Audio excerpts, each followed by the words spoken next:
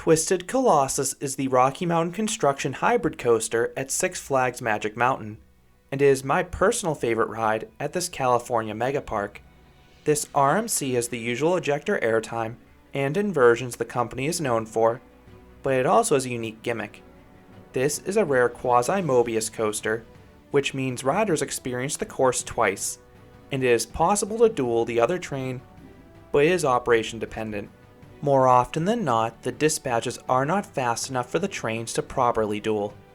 Many seem to agree that Twisted Colossus is elite when it duels, but I'd argue it's a top tier coaster regardless. The layout is that strong. So in this video, I'll be reviewing Twisted Colossus. Back in 1978, Magic Mountain opened Colossus, a dual-tracked racing coaster that took the record as the world's tallest and fastest wooden roller coaster at the time. Standing 125 feet or 38 meters tall and reaching speeds of 62 miles per hour or 100 kilometers per hour, the original Colossus was a monstrous wooden roller coaster and an icon for Magic Mountain. By the 2010s, Colossus's popularity had dwindled. The coaster is now dwarfed by countless steel coasters at Magic Mountain. To save on staffing, Magic Mountain regularly only ran one side of the coaster, and this eliminated the ride's ability to race, which was the coaster's most unique aspect. I only rode Colossus once in 2014, and interestingly, it was while the coaster was sporting backwards trains. The large drops were pretty cool in reverse, and the coaster was smoother than expected, but it had atrocious pacing, and a lot of dead spots. In the summer of 2014, Six Flags Magic Mountain announced that Colossus would be closing after 36 storied years, and rumors quickly circulated that the massive wooden structure would be RMC'd. Six Flags and RMC had previously worked together to transform 3 OK wooden roller coasters into elite steel coasters, so enthusiasts salivated what could be done with Colossus's massive structure. On August 28, 2014, Twisted Colossus was announced as the then longest hybrid coaster in the world. The original Colossus had 4,325 feet, or 1,318 meters of track on each side, while Twisted Colossus would have 4,990 feet, or 1,520 meters of track in total. However, the coaster did not take the form most enthusiasts expected. Most people assumed Twisted Colossus would feature 2 separate tracks, like the original Colossus, but that was not the case. Instead of being 2 separate tracks, Twisted Colossus was one continuous circuit. Twisted Colossus became the first modern quasi-Mobius coaster. Mobius coasters are racing coasters built as one continuous track, which means riders only experience half the ride with each cycle. Twisted Colossus did things differently. Whereas most Mobius coasters like Kennywood's Racer have 2 separate load platforms, Twisted Colossus would only have one. This means that riders experience the course twice. Riders would start in the blue side, head up a second lift hill mid-ride, and then experience the green side. This setup was unconventional, but had several benefits. For riders, it meant a much longer overall ride. Some coaster enthusiasts would have preferred 2 separate credits, but wouldn't you rather essentially get 2 laps every time you wait in line? That's pretty much what Twisted Colossus is doing. You get more bang for your buck, especially when this coaster pulls 30 to 45 minute waits.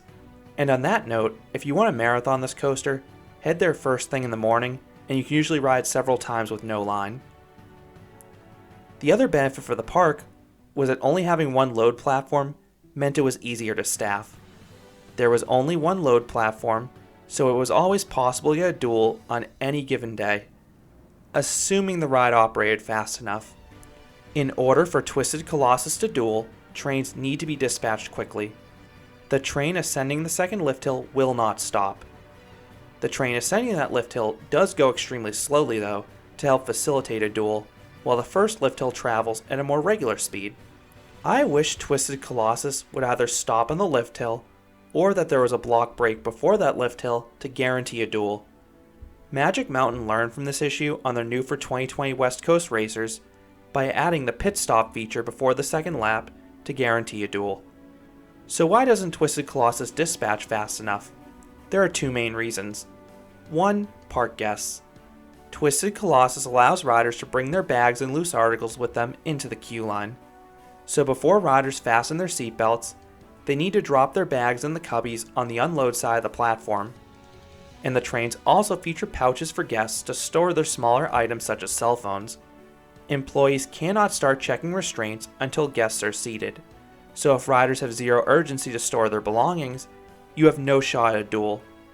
I'd almost argue this ride would be better if it had a loose article policy that required lockers so you could get dueling more often. Second, R.M.C. restraints are a pain to get in and out of. I don't mind the lap bar and shin guard combo during the ride since they do not inhibit the airtime, but the lap bars are super heavy so it takes guests a little bit to unload, and then they take a while to check as well. Then, because the lap bar blocks the seatbelt, employees need to perform a separate seatbelt check before lowering the lap bars. If guests erroneously lower their lap bar before this occurs, and usually at least one guest will do this despite pleas from the operators, the restraint check process needs to restart. These two issues thwarted my ability to get any duels in my 2021 visits. In my prior trips, I usually had a 50% success rate of at least getting a partial duel. Another obstacle to dueling is the number of trains on the course. When Twisted Colossus runs just 2 trains in quieter days, it is much harder to get a duel. When Twisted Colossus runs 3 or more trains, it's common to see a train stack on the final brake run.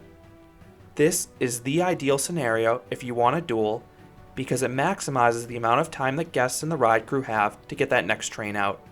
If a train is still on the course when another is dispatched, which regularly happens with 2-train operations, your odds for a duel on the next train are pretty much non-existent. When duels happen, Twisted Colossus is extra magical. Most racing coasters are relatively tame, so it's unreal having that element on a coaster as intense as Twisted Colossus. It's surreal getting all sorts of near misses while you're either being ejected from your seat or being suspended upside down in an inversion. The amount you come out of your seat on Twisted Colossus makes the near misses more effective because it really feels like you'll go out and smack the other train. Now, this may be a hot take, but Twisted Colossus is still elite even when it does not duel. Sure, the visuals of a duel are super cool, but Twisted Colossus has such a strong layout that this is one of my favorite RMCs and coasters overall, regardless. In terms of seat selection, I prefer the back row on Twisted Colossus. That is my go-to seat on most RMCs, and that's especially the case in this one, where you essentially get to experience the first drop twice. The back is better for airtime slightly, but I think the front has superior laterals.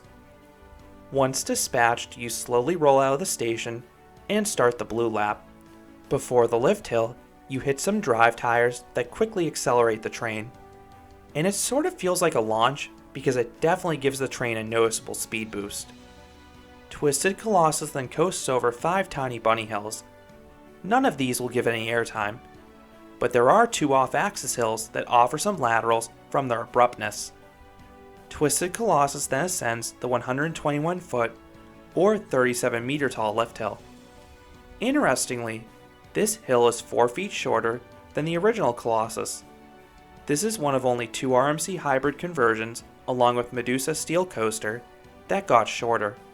Most grew in height. Once at the top, you are thrown down a 128-foot or 39-meter tall drop at an 80-degree angle, and this drop gives some very nice ejector airtime towards the back of the train. Twisted Colossus then zooms over a speed hill. Like most RMC speed hills that follow the first drop, this hill gives an okay and abrupt pop of ejector airtime that more sort of throws you forwards. You then rise into the strongest airtime moment on Twisted Colossus, the entrance into the turnaround. The apex of this element is super sharp, so it delivers a few seconds of very strong and sustained ejector airtime. Even better, the subsequent drop twists to the left, so it offers some laterals too. Twisted Colossus is one of the best RMCs for laterals, which you may not expect when you see the mostly out and back layout, but many of the elements are curved or twisted with minimal banking. Twisted Colossus then charges through the high 5 element. This is one of the most visually stunning elements on the ride when it duels, because it's probably the closest near miss on the ride. The element itself feels like a souped up wave turn, offering good sideways ejector airtime. If you're up front, you also get some solid laterals out of this element. You then rise up a curved hill offering great laterals, and those up front get a quick pop of airtime, and then you drop all the way down to the ground. And this drop is excellent. It has some frightening head choppers with a support structure for greens double down. And if you're in the back cars, you again get some strong and sustained ejector airtime on this descent. You then charge over a bunny hill, and this one has a powerful pop of ejector airtime, more so than the initial speed hill. Twisted Colossus then treats riders to one of its signature duels. Blue has a beautiful camelback just below the 0G stall on the green side. The views are incredible when you duel, but even if you don't, this parabolic hill delivers good ejector airtime and is the most sustained airtime moment on the ride. Plus, you also have near misses with a support structure for the 0G stall above your head. You then rip through a very violent 0G roll, and I mean violent in the best way possible. The entry into this element causes a strong lateral snap, particularly if you're up front, and the inversion itself is top notch too. It's very snappy while also providing strong hang time. Twisted Colossus then hops up into a double up, which delivers 2 decent pops of ejector airtime in rapid fire succession. You then coast over an outward banked hill that offers sustained floater airtime for a change. This is the only airtime moment on the ride that is not of the ejector variety, but I still love it because it is sustained and has a scary near miss on the descent. You then abruptly turn to the lift hill, getting a quick burst of laterals due to the lack of banking. Twisted Colossus then crawls up the second lift hill, which runs alongside the first one. Even if you have no shot at a duel, the train will take its sweet time ascending this hill. The pause in the action is the only real flaw with Twisted Colossus in my opinion. The main coaster sections have impeccable pacing. The elements all deliver a frenetic mix of powerful airtime and laterals with an inversion mixed in on each side. The green side starts similarly to the blue side. You have another drop with excellent ejector airtime before flying over an OK speed hill. That's followed by the powerful entry in the turnaround and the high 5 element. Whereas the turnaround entry rides similarly on the green side, the wave turn does feel a bit different. This one has less airtime.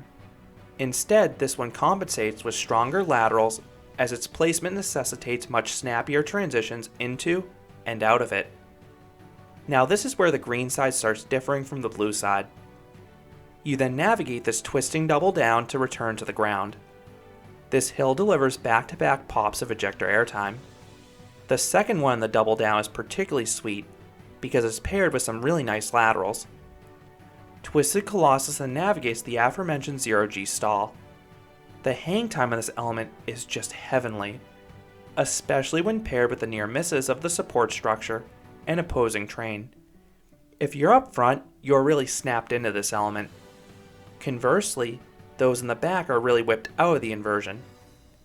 You then charge over an S-hill underneath Blue's 0G roll. This is another element with amazing visuals, and the element also delivers in the force category. It delivers a good pop of ejector airtime paired with strong laterals. Twisted Colossus then hops up a double up parallel to the first one, which again delivers 2 decent pops of ejector airtime in quick fire succession.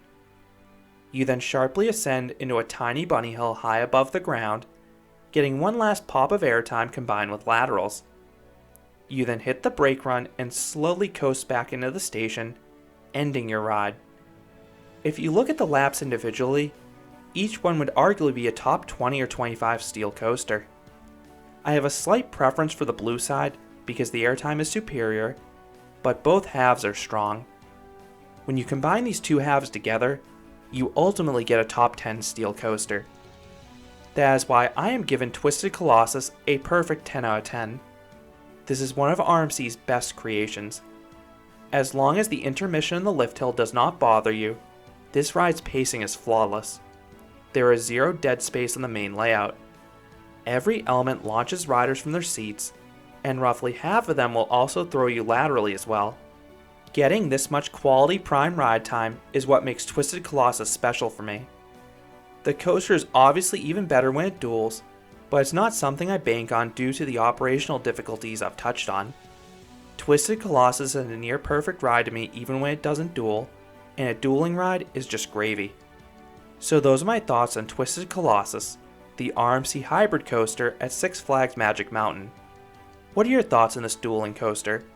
Do you agree it's one of R.M.C.'s best creations? I would love to hear your thoughts about this coaster down in the comments. If you enjoyed this review, I'd appreciate if you gave this video a like, and you considered subscribing, because there'll be a lot more roller coaster and amusement park videos here at Canopy Coaster. Thanks for watching.